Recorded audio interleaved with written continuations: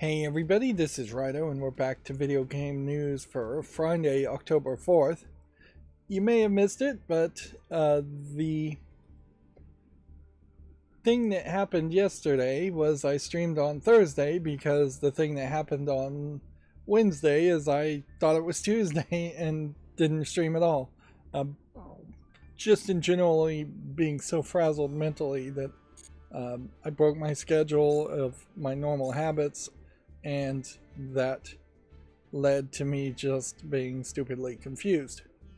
So that's going to create a situation here where there's probably not going to be a ton of news between when I stream Thursday and today, Friday, and then there's usually not a ton of news even around the weekend anyways, so we're probably going to have a shorter experience.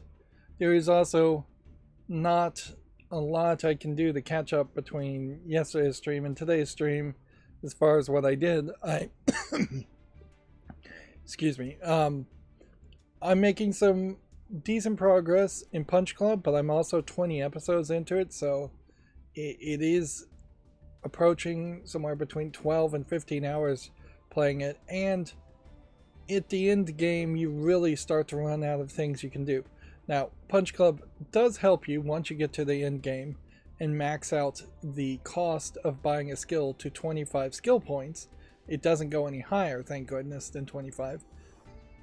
Around that same point, if you're actually winning fights, you also potentially are going to get 10 skill points per fight of the big, important Rookie League fights.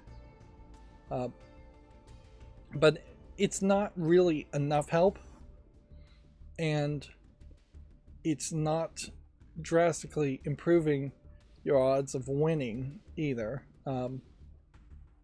It seems like there is a possibility that you could unlock every single skill point in the game if you just grinded, and my fear is that you're actually going to have to unlock most, if not all, of the skill points in the game. Unlocking moves are kind of forced upon you, but then the moves themselves are not really that useful. And I found out Punch Club fails at its core to as far as being a management game. Once I started to actually look at the numbers that they were presenting, the math doesn't make any sense. It will say something like 1.2 plus 1.3 equals 14, or maybe I'm misreading it and maybe it's 12 plus 13 equals 14. Regardless, it doesn't even matter. That math doesn't make any sense either way. 1 plus 12, 12 plus 13, even averaged out, would just be 12.5. It wouldn't be 14. So there's hidden modifiers in this management game where you're supposed to be looking at the numbers and figuring out what's the best strategy. It just kind of completely fails there. There is some distractions that are really appreciated in Punch Club. If it was just a pure simulator and it was just boxing all the time, no matter what, that would be fairly boring. Although I kind of feel like Punch Club would make a better mobile game, where if your character was just always working out, you would set the schedule once a day and go to the mobile game, and then you'd have to come back on wait timers in real time for the workouts to finish, because you're kind of doing that in Punch Club anyways. Like, it moves at a faster pace, but it's still easy 2-3 minutes of just staring at the screen, not clicking the mouse at all, as your character is working out to raise stats and numbers that don't feel like they change things quite enough. And then when you get into the fights, you may have a whole bunch of different attacks, but you've probably locked into some pretty good attacks early in the game and are just going to stick with that. Constantly I'm running out of energy, so my build is all about just increasing stamina, even though it's supposed to be an agility build.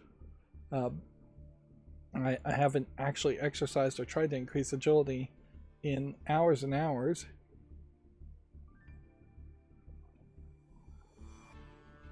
And yeah, a lot of the side quest distractions can be unlocked fairly early in the game, and then they get finished fairly early, and then you're gonna just hit this difficulty plateau that I still feel like I'm in. And then the only other things I can say I've been doing is I'm still watching Spy X Family on Hulu, which, yeah, I kind of like it as an anime. I know most people did like it when it came out too. It is very much a false pretense that it's going to be this intriguing spy versus spy experience, when in reality it's just a comedic twist on the difficulties of being married, being a family, having a kid. And really it's just kind of an excuse to have a story go on. They don't even really do a great job emphasizing that the father spy versus the mother assassins are actually from different sides of the fight of the two countries. And I'm speculating here, certainly, and so I don't know if that's going to be a problem or not. Why did I just disconnect from YouTube? But it seems like the metaphor in Spy X Family, and the ending you would want to have there, is that the main child protagonist, Anya, is going to learn a bunch of lessons on how to get the fake mother and fake father to actually be together and happy, and not at war with each other. And then she's going to apply those same lessons in her older life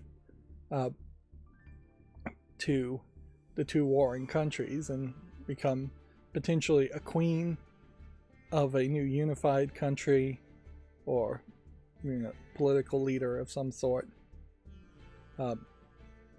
creating world peace. They talk about the idea of world peace quite a bit. That another way you certainly could end it is just admitting that there would never be world peace when you have two countries running massive clandestine spying operations against each other, which is a nice realization to point out in the real world too, is that you're not going to have real peace when you have, say, countries like China and the United States massively spying on each other back and forth. The lack of trust there is just too high.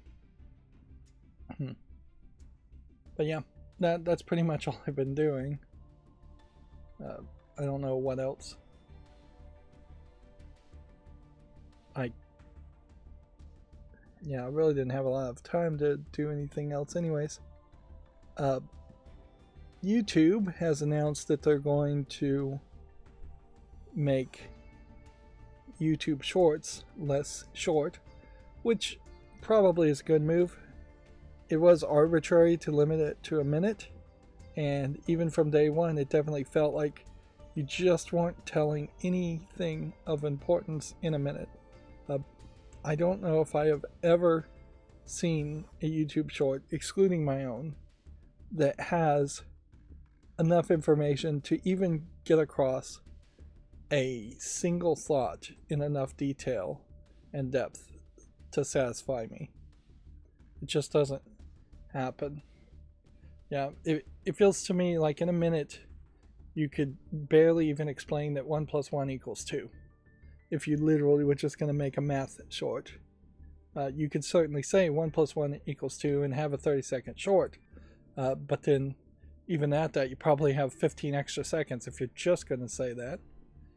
The current state of most shorts is the looping nonsense of it, which is super annoying. So maybe at 3 minutes, that will convince some, but probably not a lot of people, to make their shorts more substantive and less just trickery. And they said YouTube was also going to work on their algorithm a little bit better.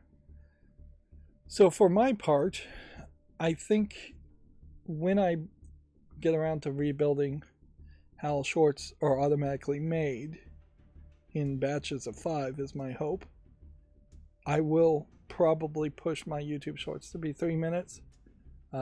It's not getting you really watch time either way. So there is a thought there. I'm not 100% sure all the music actually goes a full 3 minutes anyways, so that might be an issue because it might just go silent.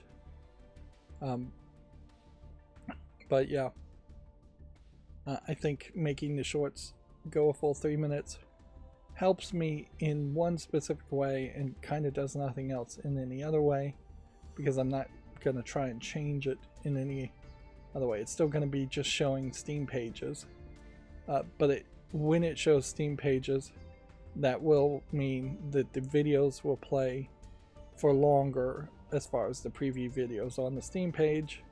So instead of just getting the first minute of those videos, you'll get 3 minutes of those videos. If the videos are less than 3 minutes, it'll start going to other screenshots.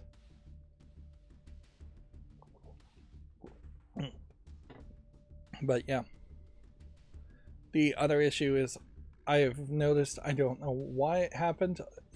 My only guess is that I reduced the wait time too much between making shorts, but I have a lot of YouTube shorts that are scheduled to premiere where the names are just totally wrong, and I don't really have any inclination to fix that, since the vast majority of people don't even comment if the name is wrong in the title.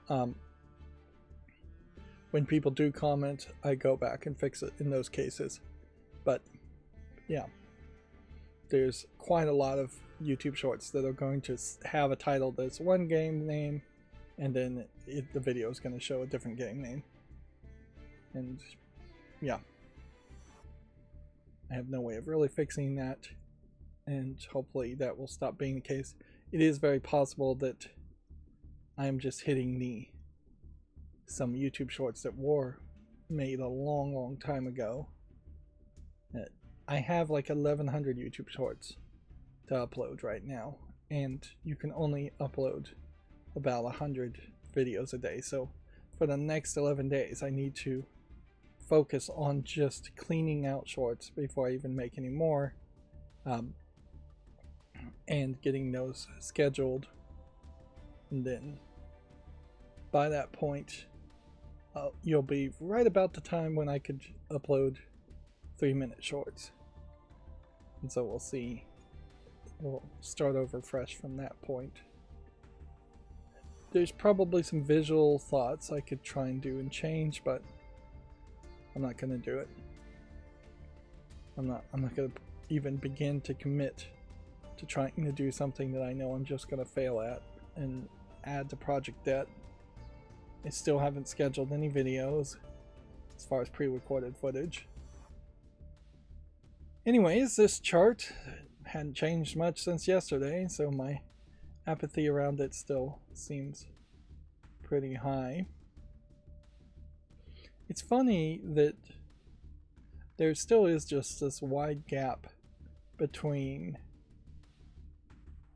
the games that people are playing a lot of, either people or bots are playing a lot of, and games that are just brand new or get announced that catch my attention.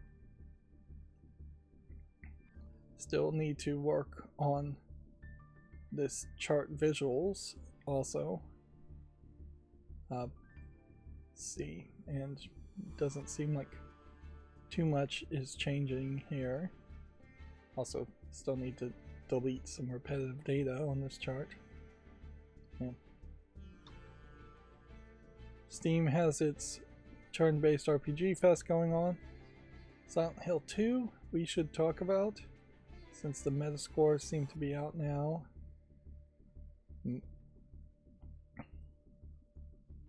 Yeah, I've resolved not to watch Captain Sparkles any further playing the trading card game. Trading card shop. Apparently this card game is a real card game that exists in the real world, and it isn't just something that was made up exclusively for this this game, the video game. I think a new update is coming out for Diablo 4, which might explain the weekend deal.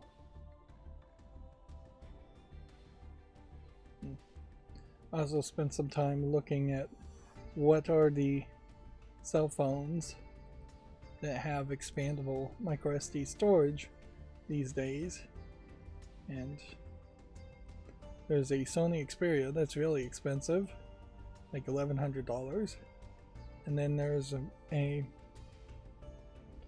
Motorola phone that is really cheap.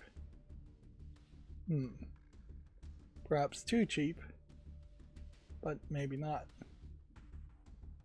It did certainly shake me when I saw that I haven't gotten an update since 2022 on my current Samsung phone. And in general, I have kind of thought about leaving Samsung's One UI interface.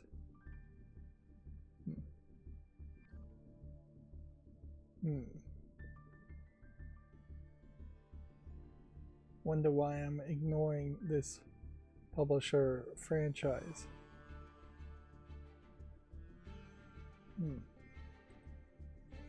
Let's investigate that. Sock Pop. Oh yes, I remember Sock Pop. Sock Pop Collective at one point was just flooding the Steam store with games, and it seems like they still are releasing quite a few games, like one per month. Seems like they may have slowed down a little bit. The games were, from what I could tell, extremely small, extremely short, very little low effort being put into them. And clearly this strategy doesn't work well enough, otherwise you'd see other developers do it too. At one time, all the games would just have a number in the lower left corner implying that you should buy every single game. And a lot of it also, I think it was just trying to create name confusion and search engine optimization for the Steam search engine, which is not likely going to work either. But yeah, I certainly understand why that is there. So, from what I have heard, it's like 91% positive from, I guess, the mainstream critics on Metacritic around Silent Hill 2. So, yeah, the game isn't out for regular people on Steam until the 7th. But yeah, it sounds like it's being received very well. I still think it is very weird that you're effectively having a Silent Hill reboot called Silent Hill 2 for a whole new generation when Silent Hill 1 is just never going to get remade. At the very least, they could have done what they did with Resident Evil and make a lower effort remake of Resident Evil 1 and then put a whole new engine and focus on remaking Resident Evil 2. Still, even in that case, I would like them to use the new engine to remake Resident Evil 1.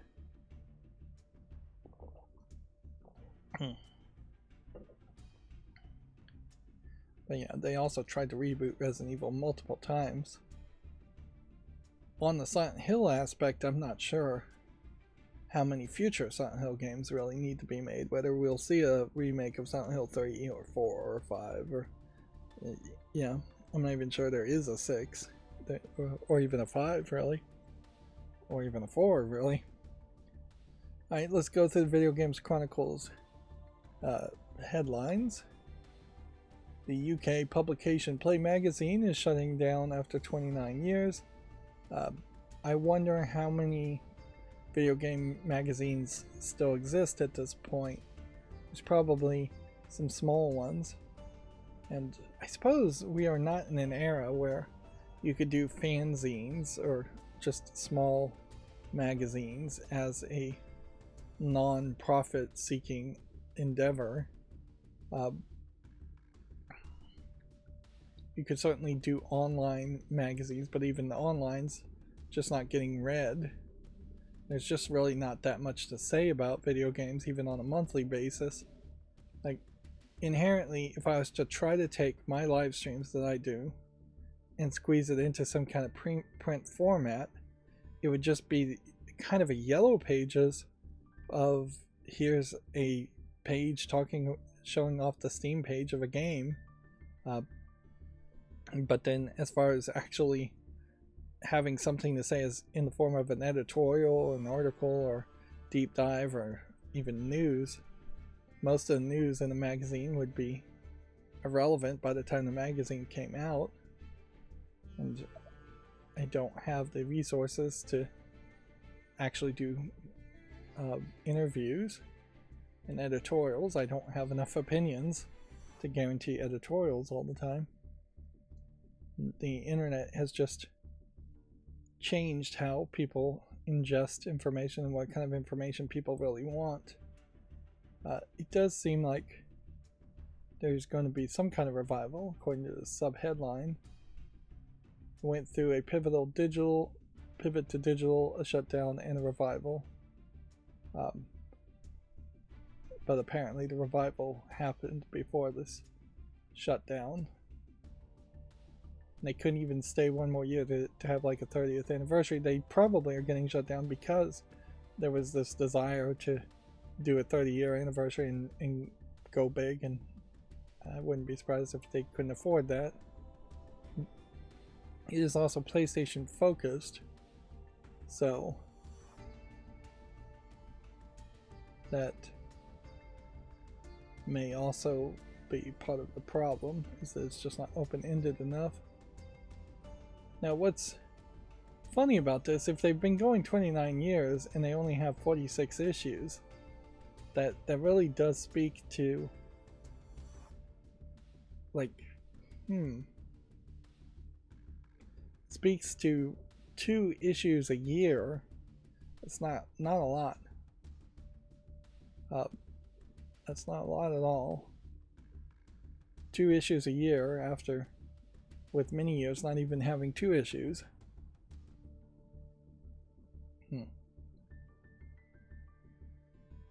It stopped selling print editions in 2016, briefly became a digital-only publication before shutting down later that year. In 2016. In 2021, Future Witcher Acquired Players owner Image Publishing resurrected the magazine as a replacement for the official PlayStation magazine UK. So that was 2021, so it's only really been going about 3 years. That explains why it has so few issues, is that it's just been dead longer than it's been alive. And so it's a kind of a stretch to say after 29 years. That is a real stretch. Certainly also would explain why I don't recognize this magazines. It does also point out that the online internet archive and retro magazines efforts, there's a website, I think it's called retromags.com or something like that, are trying very hard to digitize a lot of these video game focused magazines, because the paper that they're printed on is getting damaged and destroyed with time, and it is just going to be completely lost media otherwise. I'm not sure if the Library of Congress in the United States actually gets 2 copies of every magazine and actually maintains magazines in the same way that they maintain books. So it might very well be lost. On the other hand, even if there were 2 copies of every magazine in the Library of Congress, there's really no desire in the Library of Congress to digitize and make those things easily accessible to society. I suppose you might be able to go to the Library of Congress and look at things, but it's going to be like one person.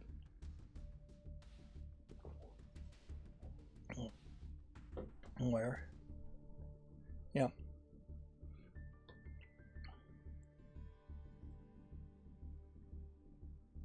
Yeah, I guess I don't have anything else to say there, so let's just move on. Let's see. Sharkmob's London team is at risk of layoffs after a cancelled project. The developer is currently undergoing consultation to determine how much of the London staff will be let go and how to lessen the impact. This is effectively the UK laws forcing them to do that instead of just laying off people like it would happen in the United States. Awesomenauts developer has established a new studio called Orangutan. That's a pretty good name, although it inherently implies that it's going to be more cutesy type games that they make. I doubt I'll ever see a horror game from Orangutan. And I guess that's kind of the problem of picking your business name, is that you have to be incredibly generic in your business name to leave open as many possibilities in the minds of the employees, at least, as far as what kind of games are being made. With a company name like Orangutan and a logo like this, I imagine employees are not going to be suggesting immature horror games, things like that. Let's see. Crafton and Pocket Pair partner to bring Palworld to mobile platforms. That being said, there's also another clone of Palworld, although I'm not sure if it's a direct one-to-one clone of Palworld in the way it plays, that is already out on mobile, at least one. But inherently, I think that clone is closer to Pokemon in what you're actually doing as far as an RPG monster catcher game. The indie publisher Shoreline Games launches to put system-based games on the map. I don't know what they mean by systems-based games. Does that mean automation?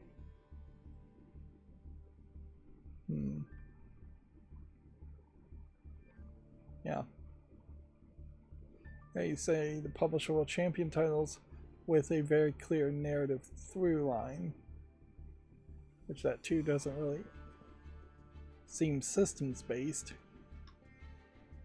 It almost seems like that's code word for we're going to use AI to make games, and that's the systems they're talking about.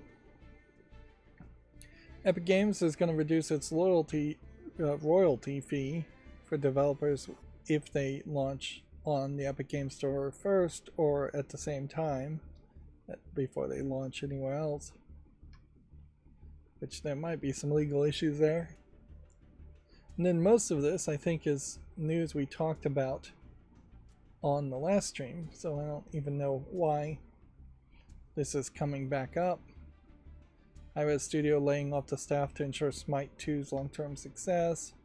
Devolver Digital launching a Big Fan Games publishing label. Microsoft disconnecting HoloLens 2. The Blizzard book getting read by more people and getting reported on. Blizzard book by Jason Schreier. VR Studio XR Games is placing 72 employees at the risk of redundancy. Again, probably not a US-based company, otherwise they would have just laid them off. Epic is going to let parents restrict and track playtime in Fortnite and Unreal Engine Fortnite, which I assume that's what UEFN is. Xbox has expanded its research division to start talking to game developers instead of only doing surveys to talk to gamers. It still seems like they are acting fairly passively instead of going out and directly talking to and asking developers that they should have the phone numbers in their Rolodexes, their digital contact address books. They should be able to just email everybody in their contacts and say, hey, we want more feedback, we have these specific questions. It is very possible that they're expanding in this way to justify actions they've already decided they're going to do, but it is also very possible that they are somehow slowly getting better about communicating with game devs, which has been a major complaint with a lot of game developers, is that getting games certified, getting into communication with Microsoft and Xbox has been difficult, and we've seen a good handful of game companies say we are just going to release on PlayStation only, or we've seen a lot of games release on PlayStation first,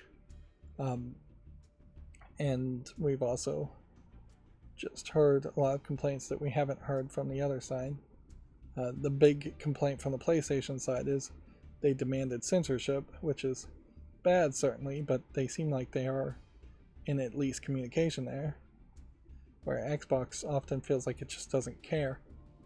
And as a gamer, you probably can feel that too. It's not like there's a ton of smaller single A games, indie games being pushed and promoted to be played on the Xbox. Another argument certainly is this may be a way of them justifying getting rid of the Xbox Series S, which developers don't like the difference between the Series S and the Series X. That there's too much programming, they say, that has to be done.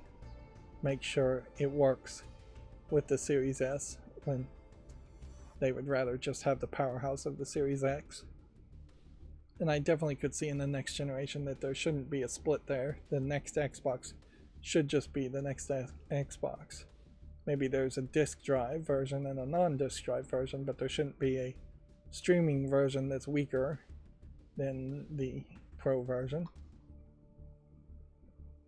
Of course, they also moved too fast by having Series X be capable of like 4K video output and things like that, when it really should have held back on its technological advances until it was affordable to do that with the Series S too.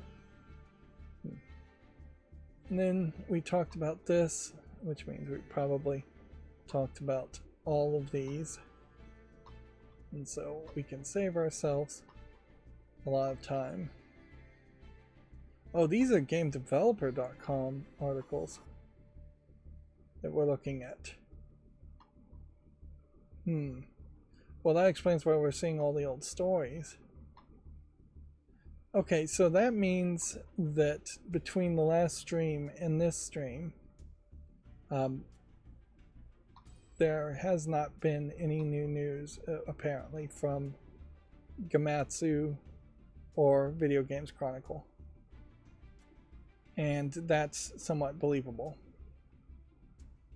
So that means we can jump directly into looking at the new games on Steam, or we could look at the Gaming on Linux news, which I did open up.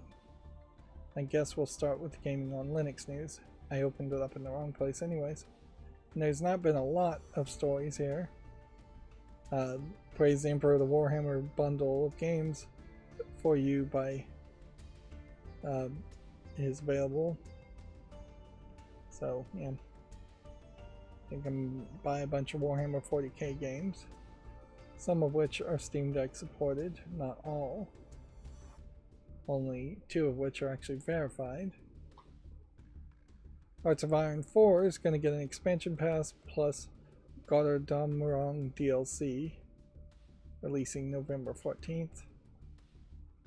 Still very rough Gaming on Linux articles, just in that there isn't a picture and screenshot, and I am surprised how much I really miss that. Yeah, I certainly do. Let's see, if I was to lose this line. That's probably a little bit easier to read. And then you have like square bullets here that I could also tweak some more if I was going to fiddle. But yeah. Otherwise I have the custom CSS modified enough to look well enough. Sid Meier's Civilization 7 gets Windows system requirements with Linux and macOS details later. So, yeah. We still very much are in a point where the first operating system that's going to be targeted is going to be Windows 10, Windows 11. It still would have to be a lot of adoption before we started seeing Steam hardware surveys where over 50% of people were playing on SteamOS or Linux. And, you know, SteamOS is trying its best to evolve as fast as possible to be a Windows replacement, but it would take a while, a long while. One big issue there is just going to be pre-built computers.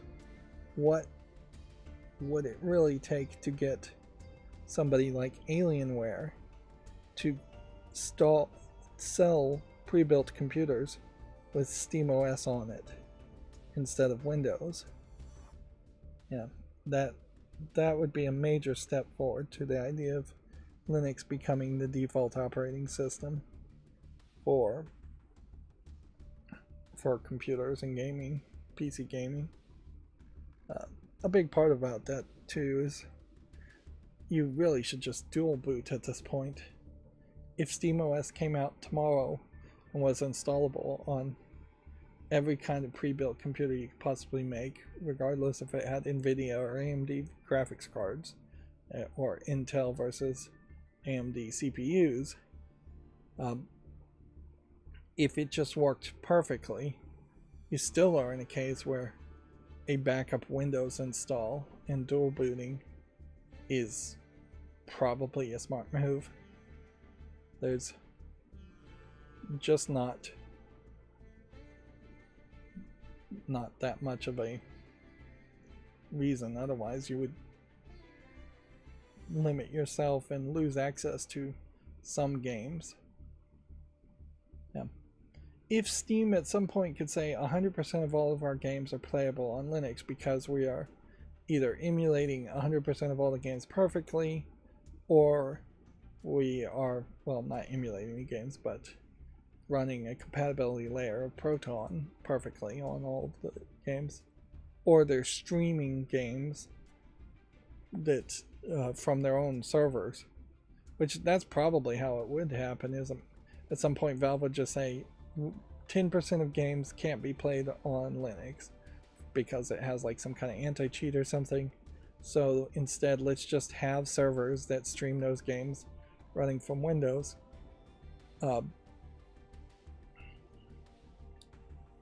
That is a possibility, I guess, is one way to close that final gap. But we're not anywhere close to that. Where we are at is Steam Deck SteamOS 3.6.17 beta has been released with another quick fix. It definitely seems like they are not interested in moving to a 3.7 with new features, or a 3.1.8 with new features.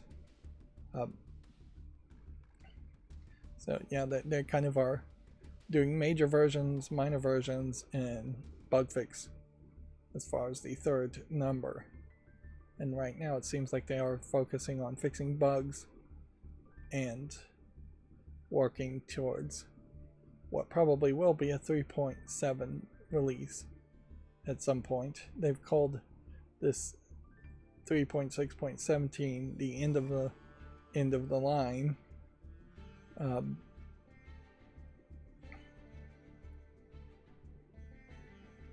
But yeah, I don't think they're interested so much in adding new features at the moment like they have in the past as far as recording. They really should just focus on getting recording and streaming to work better. They just recently updated it so you could record from your microphone on the Steam Deck while you're recording. You can choose whether talking to your Steam Deck is part of the recording, which as a streamer, obviously if I was going to play something on my Steam Deck and stream it, that fixes a lot of issues. In the theory that I was going to play a game on my Steam Deck, I would have had to plug it into my computer and into like a video capture card and probably sit in front of my microphone. And so it would just be a very awkward situation in which I would have to try to figure out where I can put the microphone that it's not in the way of the screen looking at the Steam Deck, or I'm looking at this on a monitor and getting more lag. It just is a backup option that's not even a particularly good backup option. It's cheaper than building a whole secondary computer, but yeah, I really haven't played a single game on my Steam Deck, and am really just keeping it for experiments and more Linux things. Yeah. And to that point, I'm thinking about giving away my Nintendo Switch, just because I've got no free time. Anyways, I'm not making footage on my computer, and I'm not playing with the Steam Deck, so it just seems crazy to have a third device. Backward compatibility being announced for the next Nintendo console would be nice before I did it, but it really wouldn't be a big problem. And I imagine I might just get the next Nintendo console in several years down the line to play some of the games I want to play. Of course, like Metroid Prime and stuff like that are games I want to play, but I just don't have time for it. I don't have energy for it. It's a shame. If I could make footage for it, it would be a different thing, but Nintendo won't ever let that happen. The epic roguelike Caves of Quad gets a tutorial beta and price going up soon. And then the Mesa drivers, these are the open source video card drivers. Version 24.2.4 have been released with various bug fixes. No new features. Those are being saved for 24.3. Same thought is due out in November 6th. Around November 6th is what they wrote. How do you make that mistake? Maybe they meant to type 2nd and then they changed it to 6th. Of course, it's very inside baseball. Everything that has been updated on the Mesa drivers, and your average gamer on Linux, or Linux user in general, is just going to say, oh, these Mesa drivers have been improved. That's great.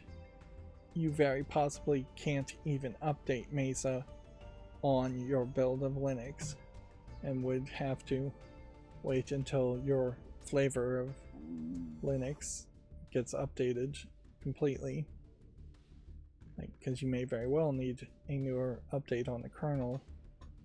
My stomach is rumbling here. I'm gonna have to take a break, and then we'll come back and look at all the new games. 6 years after the Kickstarter started, Orphan Age developer studio Black Flag has shut down without a release. Unfortunately, this happens a lot. It doesn't usually get even bothered to be reported on, but yeah, there are a significant number of games on Steam that are abandoned. It's fairly well known that they're abandoned. The comments and reviews say the game has abandoned it. Updates from the developers admit that they've abandoned it.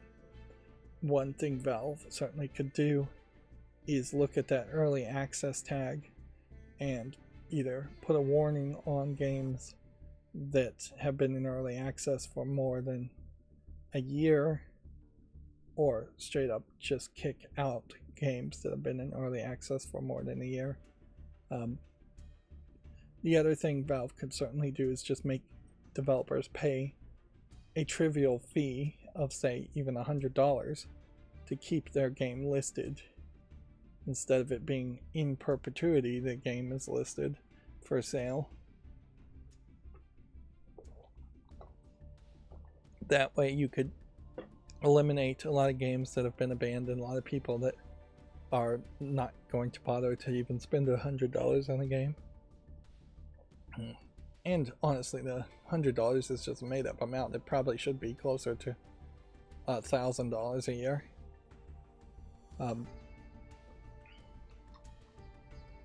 The Unified Linux Wine Game Launcher, which is possibly something you really wouldn't need for the Steam Deck, has its first official release. Other versions of Linux might benefit from it. But because Proton is more of a game-centric modified version of Wine, and it's being updated and run by Valve, using the Unified Linux Wine Game Launcher isn't really needed, I don't think. Although they do say its official release would help Linux desktop and Steam Deck gaming. It's not a launcher in the sense of being an app like Steam, Heroic Games, Lucius Bottles Legendary, and so on.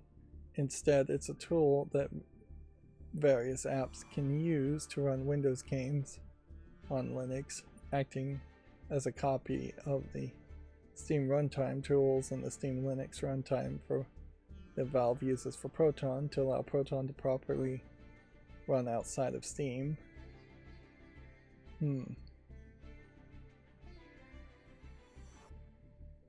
So maybe there is some reason why you might want to install this on the Steam Deck. It is a flat pack, so you could install it. Means any app can run games using Proton just like they would from inside Steam, so you can get a good experience with Windows games on Linux, Steam Deck from Epic Games, Good Old Games, Amazon, and various other stores via apps like Heroic, Lucius, and others. So kind of it's a unified backend, and so you still would need a launcher of some sort on top of it. But there's another program that also installs third-party launchers on the Steam Deck, so they might be fairly redundant to have both of those programs installed. And then Pinball Spire is a wonderful reinvention of what pinball can be, according to Gaming on Linux. It, to me, looks like a pinball game, maybe a little bit weirder in its layout and design. Let's see. Each main level in the game acts as a self-contained puzzle for you to solve with the power of pinball. Let's actually see what the trailer shows us then. See if we can get a better understanding of that. So it feels to me like this is somewhat like the Sonic Spinball if you were to speed it up. It also seems like you can accelerate your pinballs and cheat somewhat. Fireball abilities.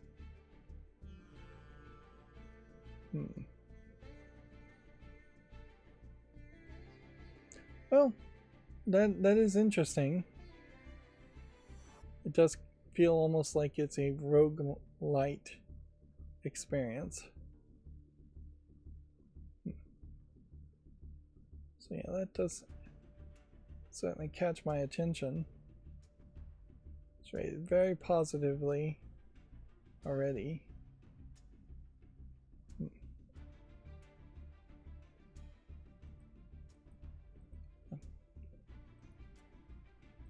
Suffice it to say, it's been very hard to justify playing any more pinball on my channel because pinball is just pinball.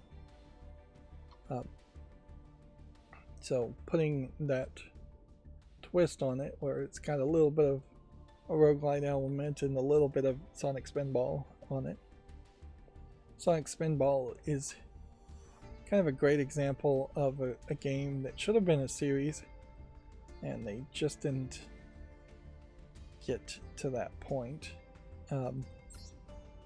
Like, they could have every year tried to have, well, every few years they could have had a sequel to Sonic Spinball that would have just been, here's some more tables, here's the game a little bit longer, a little bit more complicated. Although inherently that is also the problem with most Sonic games, is that the real length of the game is kind of short if you can really go from beginning to end without dying. If you have infinite lives, you definitely can do that if you're cheating using something like a Game Genie. And then that really only creates a situation where they've made a game that, in most Sonic games, you're supposed to be collecting the Chaos Emeralds by the time you get to the end of the game, and I'm not sure how many players actually ever did that, and I'm pretty sure a lot of players never even really knew that there were Chaos Emeralds to collect. And the game certainly changes when you go into those bonus levels and try and collect the Chaos Emeralds from what Sonic is otherwise. And that kind of thought that you would just play a shorter game over and over again and become a master at it is just not the way games have been created these days. Anyways, I'm gonna take a break here, pause the video, and I'll be back in, say, 10 minutes or so. Okay, I'm back. So, yeah. Now we'll just go through all the games that came out on Steam in the past couple days, which that amount is always massive, so then we'll be done for the stream today, which arguably I think some people would say it wasn't worth waiting that break if you're not interested in looking at the games that came out on Steam. This is of course a more abridged version of what the experience would be if most people were trying to do it themselves, since I do have automations to speed up this whole process. It's also eliminating adult games, or at least doing its very best to do that, based on tags, which might be a benefit to some people. Certainly. The Disney Pixel RPG game is about to come out on mobile, and I've pre-registered to install that, and I'm gonna look at it. It probably isn't going to be anything of any question, and honestly I'm trying to rush towards a finishing of the Cardcaptor's Cura game so I can uninstall that. Smash Simulator. You wouldn't just call it Smash Simulator, first of all, but it does. The idea of running around and destroying things was interesting when they called it Blast Core and destruction, although usually Blast Core and destruction games are destroying and demolishing buildings, not just smashing and creating property damage at a smaller scale. There definitely have been games where you've destroyed things. Borderlands is kind of interesting in that you can't just punch or shoot the vending machines, because it kind of is the game where it would make sense to do that. It also makes sense for something like a Duke Nukem game to play that way too, and that you're just destroying and doing a lot of damage. Postal I don't know if Postal has any kind of system like that either, where you're encouraged to do property damage.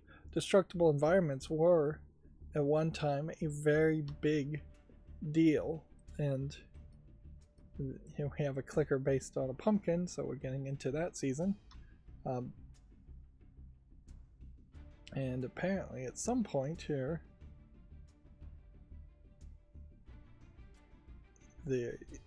I clicked on something that would have taken me to Steam.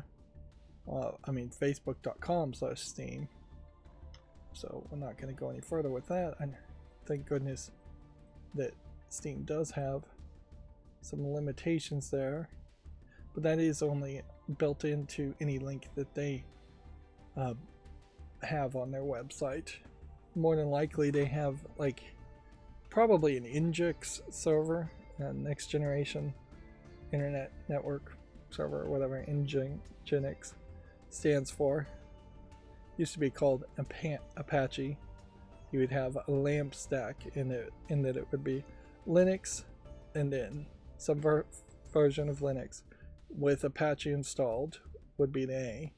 Then MySQL for your database, which that has mostly been replaced with MariaDB at this point, and then PHP installed for dynamic web page serving, because with just Apache you would be only hosting regular web pages that are static. You wouldn't be able to say click the follow list and update your status, whether you follow something, or click the wish list and update things.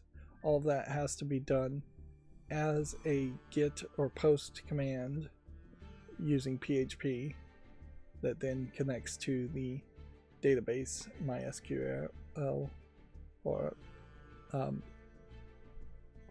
MariaDB, maybe even MongoDB, some database somewhere. And so they probably still call them LAMP stacks at this point, but almost every software has changed in what LAMP used to stand for. But because of that, you can, with Nginx, say if the base domain is not stored .steampowered or steampowered.com as far as the website, you can present a different page when they click on that link, or change the link really, so it presents a different page to prevent people from clicking and going somewhere else. But inherently, if that concept is the best security, it would make some sense for it to be built into the browser itself and not be independent on how websites make things. Probably should be a case that when you hover over a link, instead of getting one color, like here you're getting a white pointer finger, maybe it should be a yellow pointer finger for caution, just by default, if it's going to take you to a different domain. This Sword Art Online Fractured Daydream is being received very positively. 83% positive. A little surprised by that.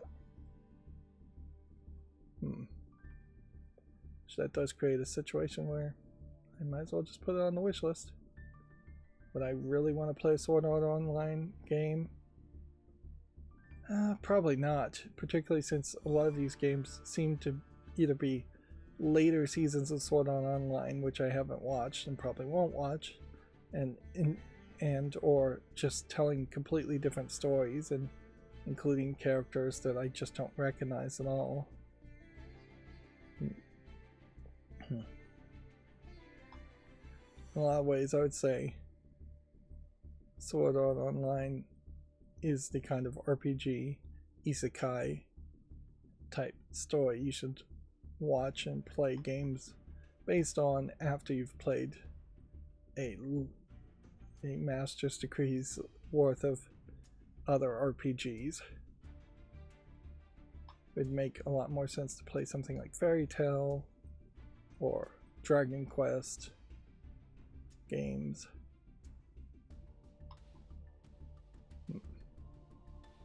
Black Masses is mostly negative, so I'm going to take it off the follow list.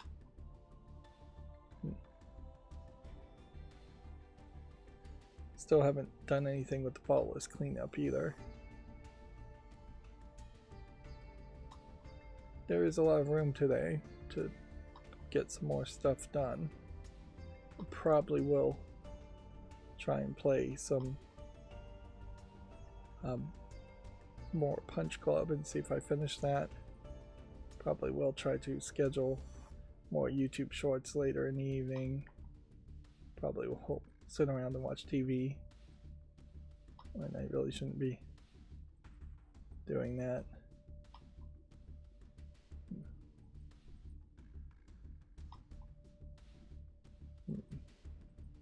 Yeah, we had a political game. They're not doing a great job of preventing political games from showing up every now and then. Although in fairness, Valve never said that they were going to stop political things. Seems like in general, websites this year have opted to try to just stay silent and not say we're going to block political ads and anything like that, but also not try to be too crazy with it either. Wizard of Legend here is mixed. Wizard of Legend 2.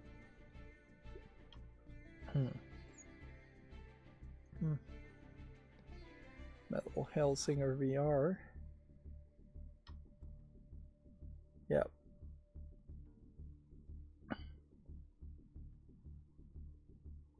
So we're at the end of the show, and I guess just out of an abundance of caution, because we just want to check this Video Games Chronicle.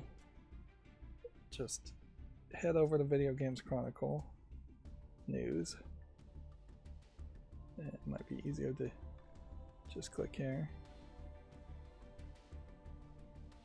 So yeah,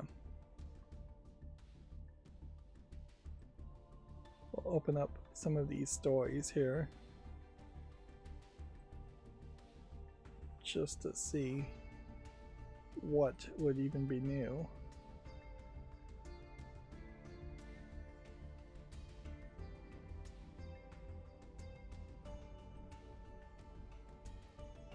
It might be that my macros are missing some stories.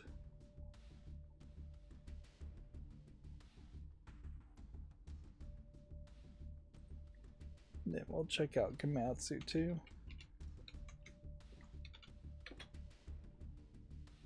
Just see if there's any news there either.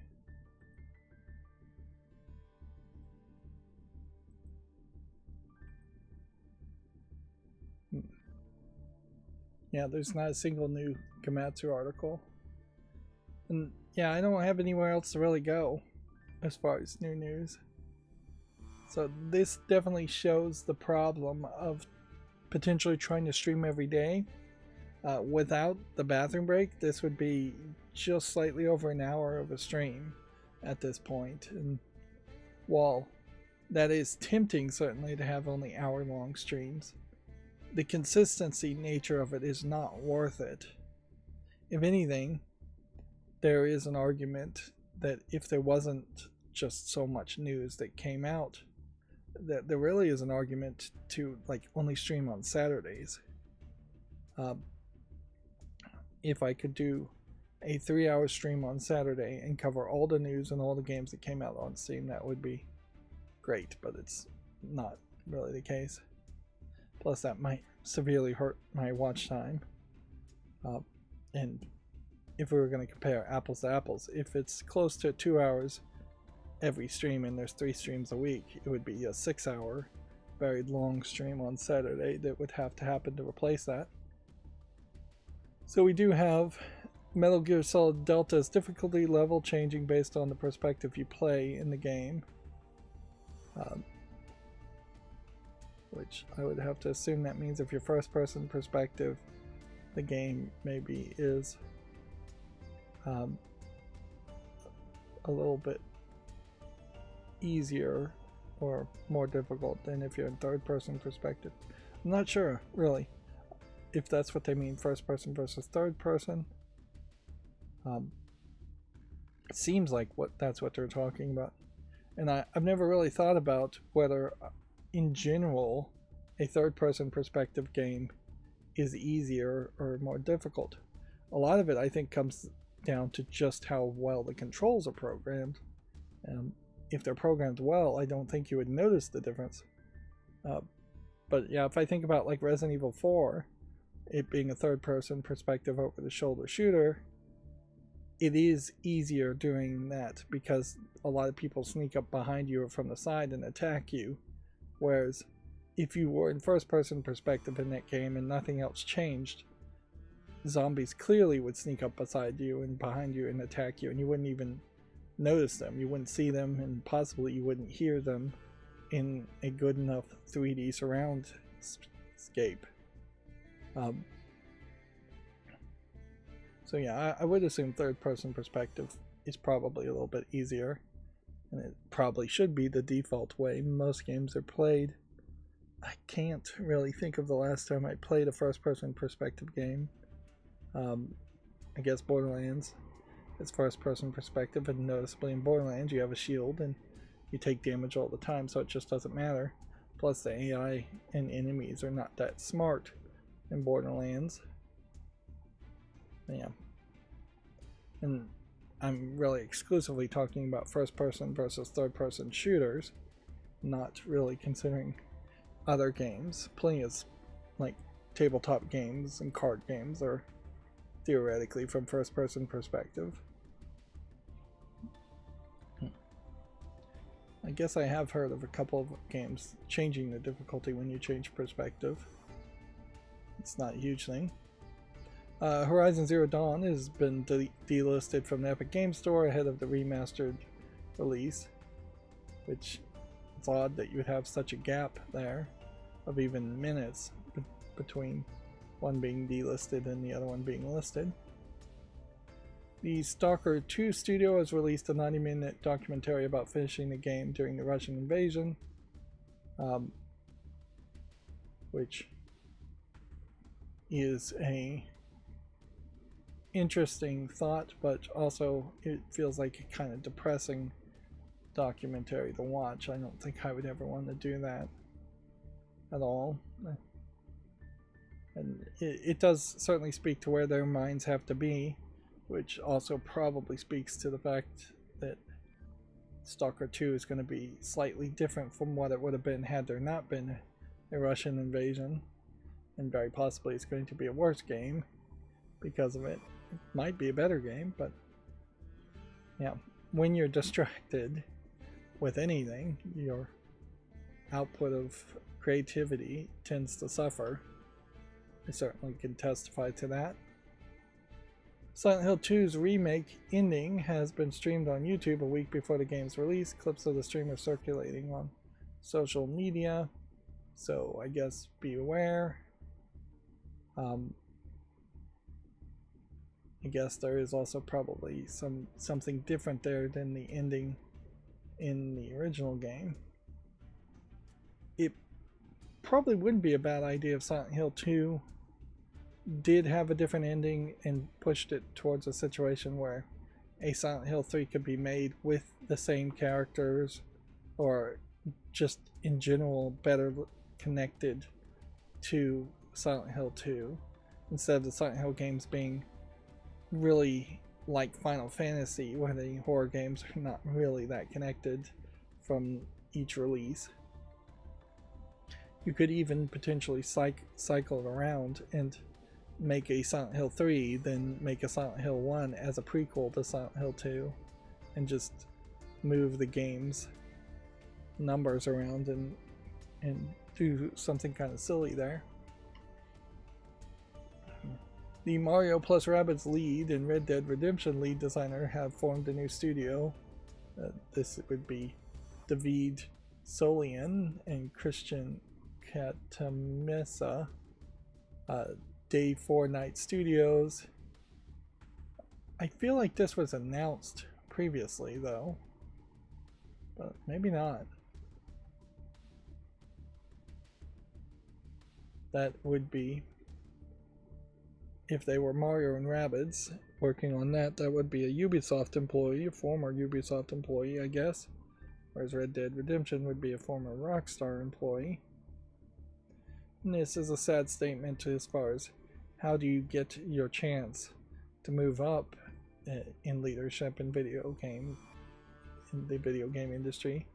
The sad truth is it seems like you have to form your own company pretty much, because I don't know if there's ever been a significant amount of news stories of people getting promoted. Every now and then you'll get a new CEO or maybe a vice president getting mentioned as a news press release, but as far as here's a middle manager becoming a upper level manager type announcements, those just don't get reported on it. Now arguably maybe they're not substantive enough to be real news, but yeah, it definitely leaves the feeling that the director or producer of a game has potentially a struggle to go any higher, and if they're being controlled by a big company like Microsoft or Ubisoft,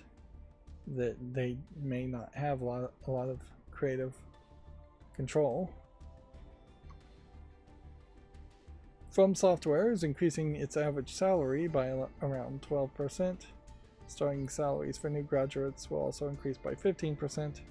I imagine this is not anything other than them slowly raising the price to be more reasonable. Monthly salary from Software for new graduates would be about $1,775, which for the amount of time and work you're on it is probably way too low, particularly since I imagine they are in Tokyo, Japan. $3,000, $4,500 maybe sounds better to me. Yeah, they increased it from 1,775 to 2,000. That's really not a lot, though, when you consider rent is not super cheap in Tokyo. You don't have the ability to really cook for yourself too often in that kind of job, so you're going to be eating out quite a bit, which the alcohol bill on that may be high and the food bill may be high.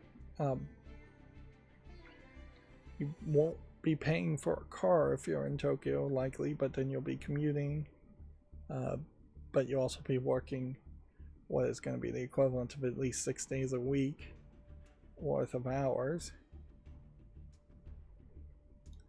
It is still very much the case that most people in Japan are not getting paid enough and not getting enough free time to even begin to think about having a family, which, if your society has become so controlled by working yourself to death and capitalism and that just working mentality to the point where you're not getting enough people capable of having kids and moving forward with a home life, well, then you run into the problem of Japan where people are getting older and older and retiring, and the new generation is not there to replace them. It's an anti-baby boom created almost exclusively from capitalism.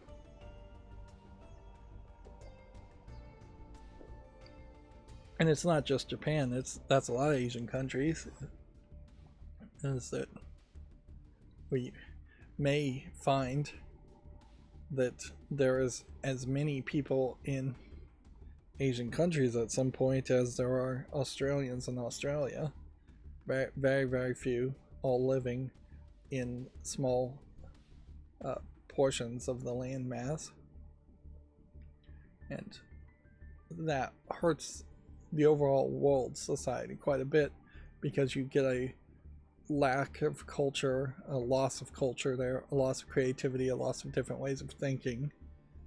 It may help on the pollution aspect to have fewer people, and on the resource wars, lack of resources aspect somewhat, but it doesn't really help that much. So yeah, it would make a lot more sense with the new Japanese government if they mandated a 35-hour work week or something like that, that would just give a massive amount of free time to the Japanese people to find other things to do with their times, to have a home life, to have a non-work life. Of course, it would also help Japan quite a bit if they decentralized things and didn't have almost everything happening in Tokyo or around Tokyo. They need college towns, is what they need. They need to revitalize these small towns by having jobs and centers of industry in towns outside of Tokyo, and colleges that kids can go to and start new lives outside of the prying eyes of their family. But yeah, I've said that several times. Nobody's heard me, obviously, but it's not worth repeating it too much. Diablo 4 for the PS5 Pro Enhanced, said the franchise boss Rod Ferguson did not indicate when the game or its expansion will support Sony's upgraded console. But Diablo 4 will be on PS4 5 Pro, but we don't know when.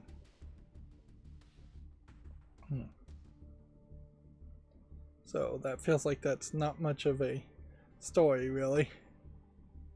The Until Dawn remake ending teases a potential sequel. Which, okay.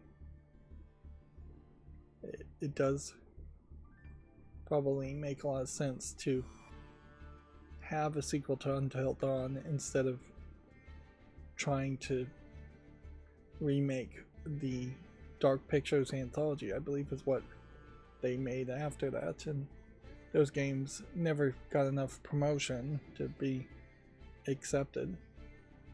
Still have some tinkering to do as far as trying to center these images. Of course, I have to find some time to do that.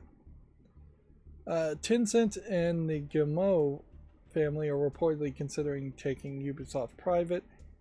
It was a couple of weeks ago that an activist investor, is that probably the best way to describe them, put out an open letter claiming, well, I'm not sure if they made this claim, but the claim was made by somebody that Ubisoft was intentionally losing market share value of its stock so that Tencent and the Guillemot family could take the company private. Inherently, it really does come down to a question of either you work for Ubisoft and you're happy for working for the Guillemot family, or you don't. Because the way things are set up, they have enough shares so that they can at least still be in charge of Ubisoft. They've fought off hostile takeover attempts for years. They haven't been making great games, certainly. And so as a gamer, we should really decide whether or not we should even care about Ubisoft games. And for the most part, I think we have decided that we mostly don't care about Ubisoft games, other than they are a favorite punching bag to complain about every now and then. But yeah, I foresee Ubisoft probably will go private, and it will just be like EA, a company that makes enough money to keep itself around and just be a thorn in the side of the games industry, and I don't believe it will ever be a case where we see companies like EA and Ubisoft go out of business and make room for other releases. And I'm not sure they're really taking up that much room, because I don't think there's that many people these days that are buying a Assassin's Creed game or an EA Sports game instead of buying something else. This is a pretty bad picture too, in that this square, there is a backdrop picture here, and then there's a different backdrop picture here that's slightly different color red. These are probably screens that have not been professionally calibrated and balanced. Yeah. Ubisoft has lost more than half of its market value this year, which, if there was some intentional loss of value there by the Guillemot family and Tencent, that might technically be illegal if you can prove it, but you probably can't really prove it. And if it's unintentional, now would be the time to consider going private. I kind of like to see